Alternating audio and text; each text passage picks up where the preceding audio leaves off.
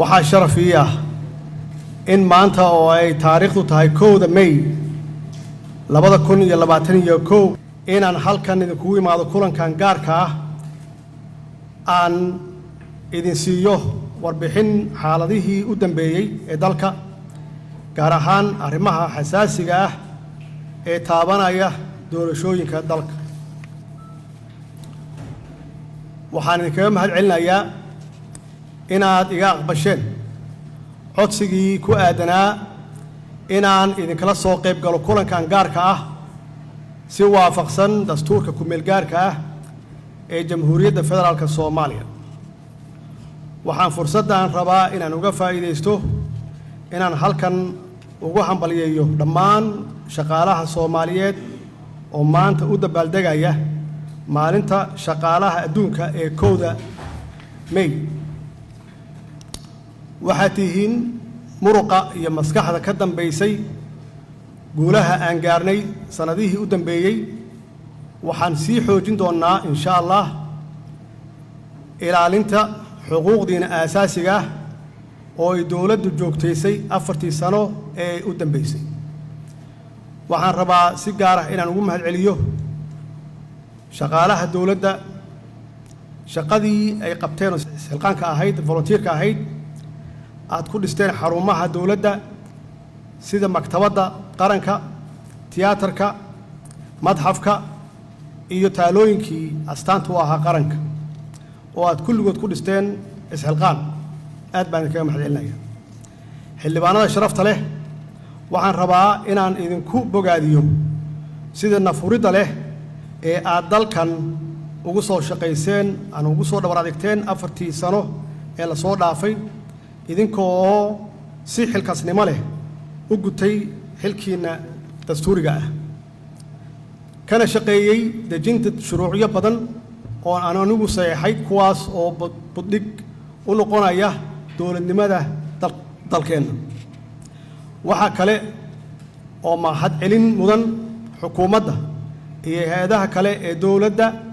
oo intii aan hoggaanka dalka hayay dadaal xooggan geliyay sidii waddanka looga hirgelin lahaa dib u habeynta ballaaran oo isbeddel ku sameeyay dhanka dhaqaalaha la dagaalanka musuqmaasuqa dib u dhiska iyo dib u habeynta ciidamada qalabka sida la dagaalanka argagixisada ka hortagga iyo maareynta masiibooyinka dabiiciga ah soo celinta astaamihii qarannimada Soomaaliyeed ilaalinta madaxbannaanida Soomaaliya iyo soo celintii sharaftii uu dalkeena ku lahaa guud ahaan caalamka iyo gaar ahaan gobolkan ku noolnahay oo geeska Afrika ah run ahaantii 4 sano hawsha la qabtay waa mid baaxad weyn oo go'aamin doonta aayaha danaha ee dawladnimadeenna raadad muuqatana ku yeelan doonta mustaqbalka dalka sidoo kale waxaan ammaan u jeedinayaa geesiyaasheenna gabdhaha iyo wiilasha leh ee ciidamada qalabka sida oo dhaxanta iyo kuleelka u taagan sidii ay Soomaaliya ugu soo noqon lahayd maqaamkii ay ku lahayd caalamka iyo tan gobolka aan ku noolnahay waxaa xusid mudan in taageerada iyo dhiirigelinta shacabka Soomaaliyeed ay mar walba ciidamadeenna ay gelisay firfircooni geesinimo iyo daljacayl waxaanan ku boorinayaa in la sii xoojiyo wada shaqaynta hay'adaha amniga iyo dadweynaha Soomaaliyeed si aan u xaqiijinno higsigeenna Soomaali oo nabad ah Soomaali oo mid ah Soomaali oo nabad kula nool dariskeeda iyo caalamka intiisa kale mudanayaal iyo marwooyin laanta sharci dejintu waxay udub dhaxaad u tahay jiritaanka qarannimadeenna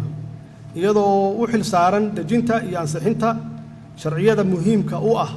dalka ilaalinta iyo dhowrista dastuurka iyo shuruucda kale ee qaranka iyo korjoogtaynta laamaha kala duwan ee dawladda sidaas darteed dhammaan arrimaha masiiriga ah ee la xiriira mustaqbalka iyo jihada dalkeena aadayo waxaa khasab ah in baarlamaanku door ku yeesho isla markaasna uu noqdo marjac iyo meesha loola laabanayo xalinta arrimaha murugsan. muddadii aan xilka hayay waxaan ku dadaalay inaan ka shaqeeyo sidii laanta sharci dejinta loo siin lahaa doorka dastuuriga ah ay ku leeyihiin dowladnimada dalka. waxaan xaqiijiyey in heshiisyada masiiriga ah ee ay laanta fulinta gaarto aan u soo celinno baarlamaanka si ay uga doodaan haddii loo baahdana ay u ansixiyaan. waxaa horay u dhici jirtay in doorka baarlamaanka dalka meesha laga saaro oo aan laga qaybgelin go'aanada masiiriga ah ee taabanaya mustaqbalka waddankeenna. baarlamaanadii idinka horreeyey waxaa la xiri jiray iyaga oo weli muddaxiloodkooda uu weli sii jiro si talada ay isugu koobaan dhowr qof oo keliya. mudanayaal iyo marwooyin, 28 Diseembar 2019 waxaad ansixiseen sharci dalka u jihaynaya doorasho qof iyo cod ah si shacabka Soomaaliyeed ay u helaan xuquuqdooda dastuuriga ah. nasiib darro waxaa sharcigaas fashiliyey dad ka soo horjeeda in awoodda dib loogu soo celiyo shacabka Soomaaliyeed si ay u doortaan madaxdooda iyo dadka ku matalaya hay-adaha dowladda. kadib 8 bilood ku dhowaad oo wada xaajooda 26 Sebteembar 2020 waxaad ansixiseen heshiiskii siyaasadeed ee jihaynta doorashada 2020-2021 ee sida wadajirka ah uga soo baxay dowladda federaalka Soomaaliya iyo dowladaha xubnaha ka ah dowladda federaalka Soomaaliya 17 Sebteembar 2020. sharcigaas wuxuu dalka u leexiyey doorasho dadban oo ay dantu kaliftay balse ka durugsan dimuqraadiyaddii iyo dowlad wanaaggii aanu dalku la rabnay. mar kale ma fulin heshiiskaas aan ku heshiinay 17 Sebteembar 2020. dadaaladii lagu turxaan bixinayay waxay qaateen 6 bilood oo ku astaysan shirar joogto ah, wada xaajoodyo gaar ah, xiriiro iyo safarro shaqo si loo fuliyo heshiiskaas wada ogolka ahaa.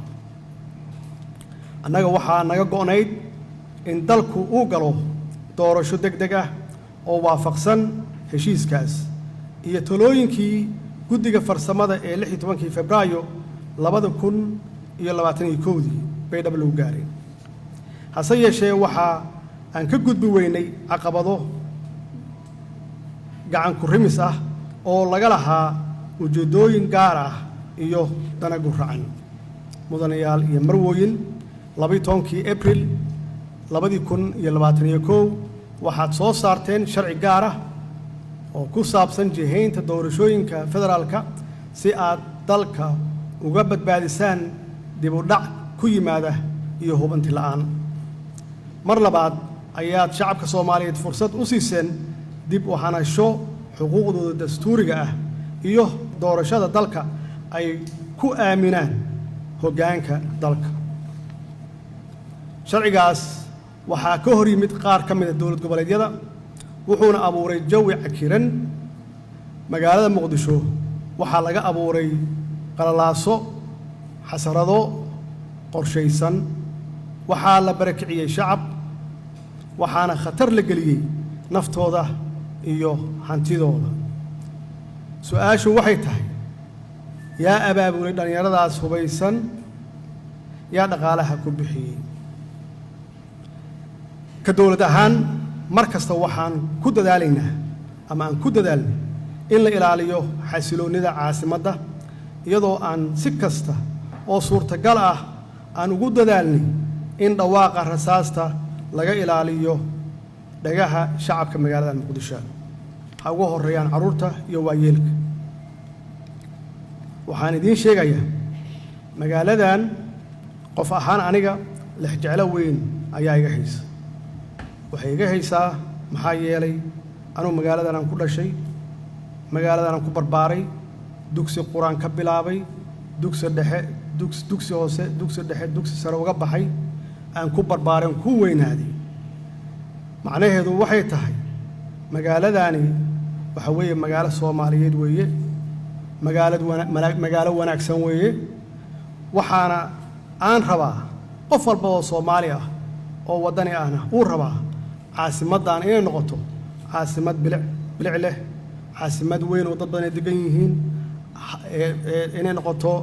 habkii dhaqaalaha meeshii dhaqaalaha inay noqoto inay la tartanto caasimadaha kale ee adduunka intaas waxay ku timaadaa inay caasimaddu ay tahay nabad sidii ahaan jirtayna waxay ahayd dadka Soomaalida ah dad daris wanaaga dad walaala ah dad aan wax kale isku fiirin kaliya ku saaxiiba danahooda taasna weeye waxa la yiraahdaa metropolitan caasimad ummad dhan ay wada degan tahay sidaasna weeye waxa aan doonayno inay caasimadda noqoto si ay ula tartanto caasimadaha adduunka run ahaantii lama ogolaan karo in dalkeen iyo magaaladanba mar labaad ay ku laabato dhabbadii foosha xumayd ee uu qaaday 30 sano ka hor sidaas awgeed waxaan dooranay inaan u helino xasiloonida dalka iyo inaan khilaafka dhexdeena ah shisheeye uusan nooga faa'iideysan aanu dhexdeena ka xallisanno si dawladdeena curdunka ah aysan nooga burburin waxaan rabaa inaan halkan uga faa'iideysto inaan u tacsiyeeyo ama tacsi u diro dadkii ku waxyeeloobay Allah u naxariisto intii ku dhimatay intii dhaawacantayna Allah ka kiciyo xiisadihii magaalada ka dhacay maalmihii la soo dhaafay taasi oo ahayd mid laga murugoodo oo laga baaqsan karay waxaanu go'aansanay inaan xalka ku raadino wada hadal inaan fowdo loo bilaabin kuwa doonaya inay sarriftaan dhiiga shacabka balse aan tusaale u noqono ilaalinta nabadda iyo badbaadinta shacabkan mudanayaal iyo marwooyin xildhibaanada sharafta leh sida aan horay u sheegay xalka doorashadu waxa ay ku jirtaa in si niyad sami ah loo wada hadlo iyadoo oo meel la iska dhigo danaha gaarka ah lana dhowro amniga muwaadiniinta oo ay ku habsadeen dhibaatooyin kala duwan sida argagixisada abaaraha ka jira gobolada qaar aafada COVID-19 iyo dhibaatooyinkii bulsho ee faraha badnaa aan naqaanay shacabka Soomaaliyeed ma xamili karaan culays intaas ka badan waxaana la rabaa in ammaanadooda loo ilaaliyo dimuqraadiyaddooda loo adkeeyo dawladnimadoodana loogu xoojiyo dhaqanka suuban aan lahayn oo ku dhisnaa qori isku dhiibka oo la aado doorashada lagu wada kalsoonaado boroseska aan lagu mashquulin qof walba kaambeynkiisu galo nasiibkiisa uu qabaa dee qof walba ilaahay wuxuu qadaray yuu heli saas la isugu dhiibo xilka mudanayaal iyo marwooyin waxaan dhammaantiin idinka codsanahay idinka oo xeerinaya duruufaha siyaasadeed ee dalka ku gaadaaman iyo marxaladaha cakiran ee aan ku jirno inaad nala qaadataan in lagu noqdo ama lagu laabto heshiiskii wada ogolka ahaa ee aad ansixiseen 26 Sebtembar 2020 golaha sharafta leh waxaan rabaa inaan caddeeyo in ra'iisul wasaare Maxamed Xuseen Rooble uu hogaamin doono diyaarinta iyo hirgelinta doorashada iyo amniga doorashada sidoo kale fulinta qorshaha amniga sida waafaqsan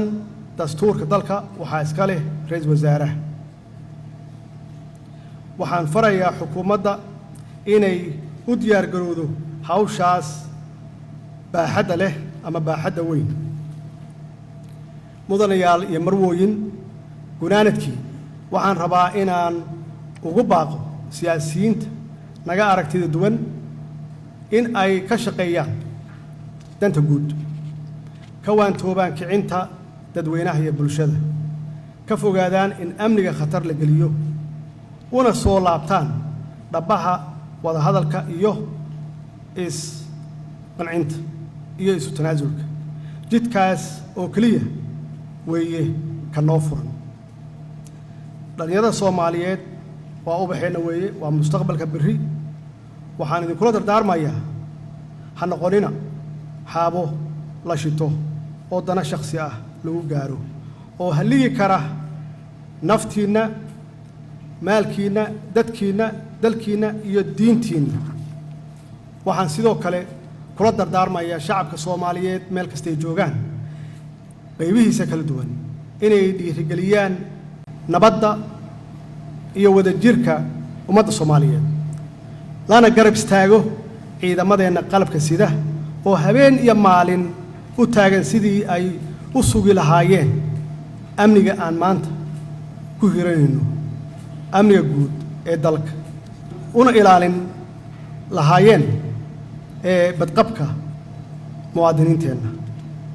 وبالله التوفيق والسلام عليكم ورحمة الله وبركاته